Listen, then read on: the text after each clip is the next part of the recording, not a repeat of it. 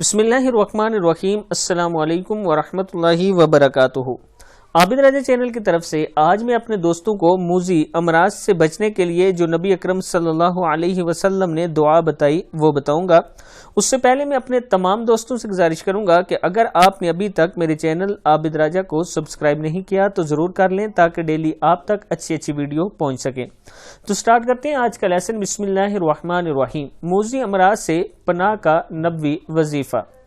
سیدنا انس رضی اللہ تعالیٰ عنہ بیان کرتے ہیں کہ نبی اکرم صلی اللہ علیہ وسلم یہ دعا فرمایا کرتے تھے: اللہم انی اعوذ بک من البرص والجنون والجزامی زال کے پر زبر ہے اور آگے الف ہے، والجزامی ومن سیئ الاسقام اللہم انی اعوذ بک من البرص والجنون والجزامی ومن سیئ الاسقام۔